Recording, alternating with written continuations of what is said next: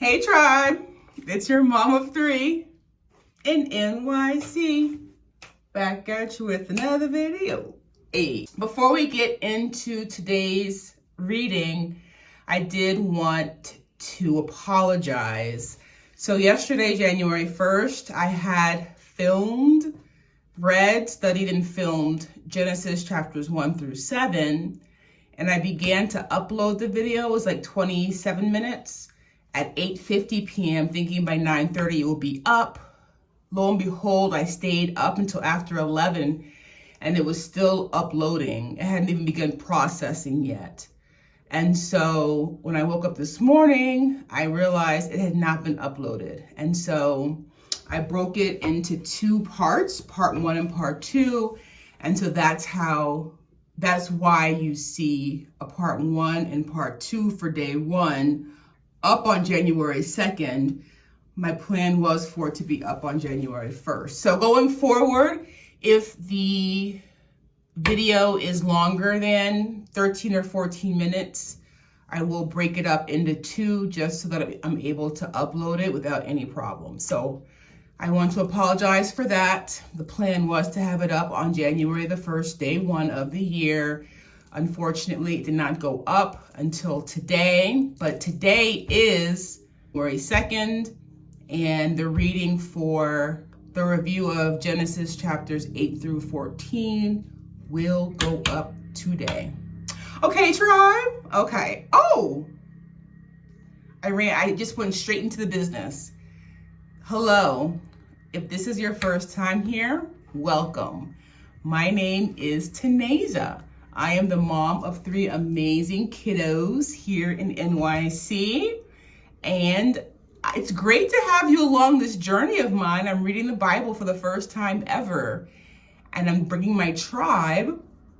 My tribe are my community here on YouTube, and all you have to do to be a member of the community is to smash that subscribe button right there, right below. Okay, I think that took care of all of the housekeeping. I have a ring light. The quietest room in my apartment is the bathroom, and it's dark. We have a window, but it's dark. It's after 5, so, is it after 5? The sun goes down like 4:45 here, and so I have a ring light. Oh, it's actually 4:43, it's crazy. I have a ring light, and it's reflecting in my glasses, and I don't want it to. But I haven't figured out how to position it. So that's why you see the light in my glasses. Apologies. All right, tribe, let's dive into the word. I will link below the readings for week 1 this week. You are more than welcome to read along. If you are unable to, or just not happen to, please still come to the videos and review with us every day. We'd love to have you. Okay. All right. So it's funny, yesterday's reading, the inspiration for the theme that God cares about the details of our lives. And I got that in the story of the ark, when the Lord really gave Noah the exact measurements. And I was like, wow, he really cared about the exact measurements. But that happened toward the end of yesterday's reading. And today's reading, starting with Genesis chapter 8, from the very first verse, I was inspired. So chapter 8, verses 1, it says, "But God remembered Noah and all the wild animals and the livestock that were with him in the ark. And he sent a wind over the earth, and the waters receded, but God remembered Noah." So that right there is the theme for today's reading. God remembers us, you guys. God remembers us. And so in Genesis chapter 8, the rain stopped, but it took 150 days for the water to recede. And I was reading that and I was like, 150 days? Let me go back in my Bible a chapter. That's the exact same amount of time the waters flooded the earth. Wild, right? So the same 5 months the flood came and wiped the earth, were additional 5 months for the water to recede. And so it really got me thinking, has God made a promise for you or to you that, and the storm comes and you feel that nothing happens? I feel like that's what happened to Noah. God made a promise that he would save him and his family. The flood came, 5 months of raining, and then for 5 months, literally, it took the water to recede. And the way that Noah found out that the water had not at first receded and then had receded, he sent birds out. And so when the bird came back with an olive branch, I believe it was a dove, he came back with an olive branch, he knew that the water had receded. And then he sent in verse 8, a dove to see if the water had receded from the surface of the ground. 9, the dove could not find a place to set its feet because the water was all over. In verse 11, the dove returned to him in the evening. In its beak was a freshly plucked olive leaf. And there's actually an exclamation point in that verse. I thought that was interesting. Then Noah knew that the water had receded from the earth. He waited 7 more days and sent the dove out again, but this time it did not return to him. So he knew that there was dry land. And so at the end of chapter 8, I wanted to make sure I mentioned that God made a promise to never destroy all living creatures. He says in verse 22, as long as the earth endures, seed time and harvest, cold and heat, summer and winter, day and night will never cease. At the end of chapter 8, God made a promise to Noah.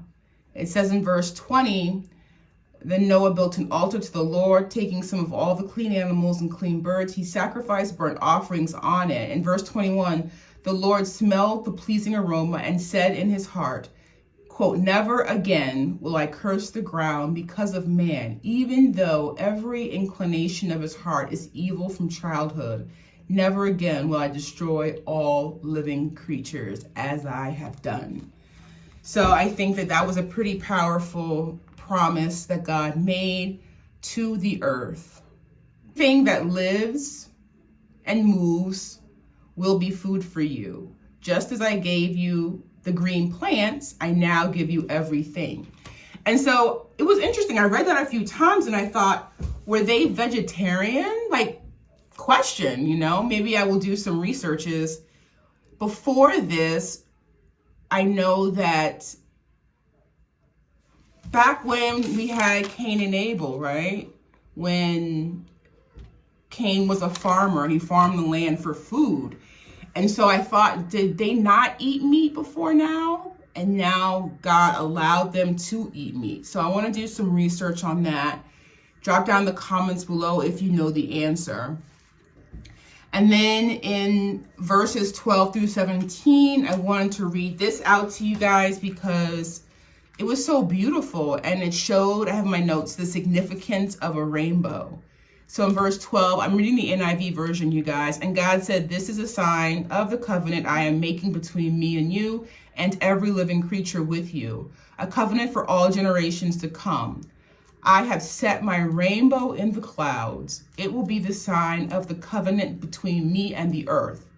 Whenever I bring clouds over the earth and the rainbow appears in the clouds, I will remember my covenant between me and you and all living creatures of every kind. Never again will the waters become a flood to destroy all life. Whenever the rainbow appears in the clouds, I will see it and remember the everlasting covenant between God and all living creatures of every kind on the earth. And then verse 17, so God said to Noah, this is the sign of the covenant I have established between me and all life on the earth. I thought that was so beautiful. And it's funny, I was thinking about rainbow, and I was thinking about when do I see rainbows in society? And I know it is a sign for love, no matter what race, gender, ethnicity, sexuality, like the rainbow is the color of love. And then I was also thinking that when a woman and her partner have a miscarriage. The baby they have after that is called the rainbow child. And now I see why. The rainbow is a really, really powerful sign. And I just thought it was so beautiful.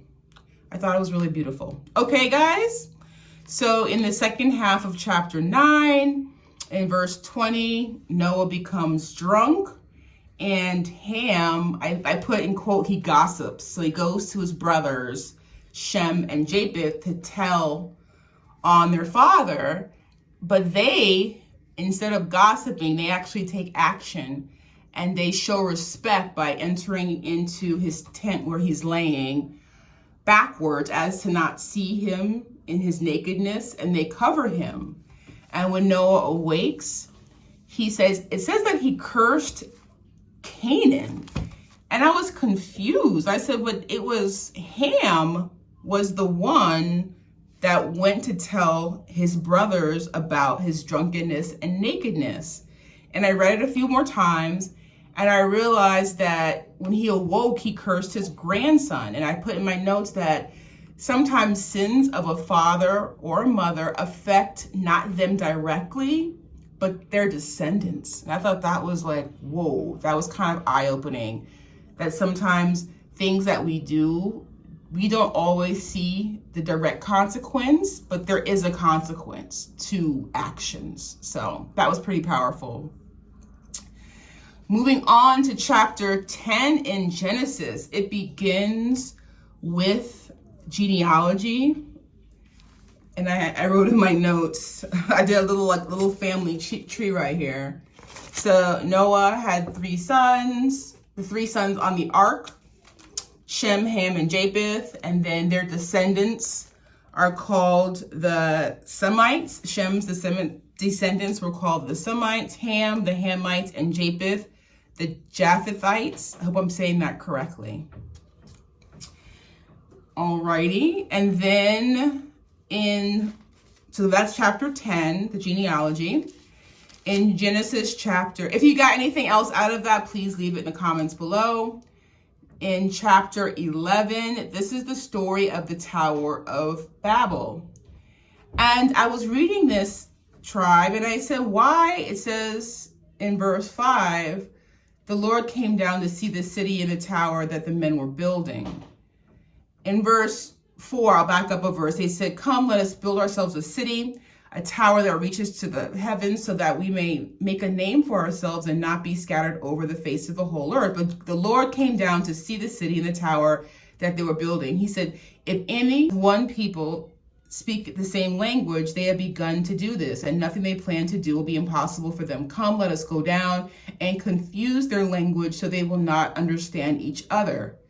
And I question, why did the Lord foil their plan? Like, it didn't say, I thought, oh, maybe it said, let's build a tower to reach the heavens to meet God or to be as high as God. But it didn't say that directly in the text. But as I continued to read, I realized that the Lord foiled their plans. They thought they would, did they think they were trying to build a tower as high as God? No. The reason that God foiled their plans is because what they were doing, and I'll read what they were doing, do not be scattered over the face of the earth, let's make a name for ourselves, contradicts God's covenant with Noah in chapter 9, verse 1. In chapter 9, verse 1, God blessed Noah and his sons, saying to them, be fruitful and increase in number and fill the earth. So in chapter 9, verse 1, God speaks that blessing and that promise over Noah. And in chapter 11, 2 chapters later, his descendants did not want to be scattered. They wanted to come together with one language, this huge tower, but that contradicted God's plan for their lives. Okay, so that is the Tower of Babel.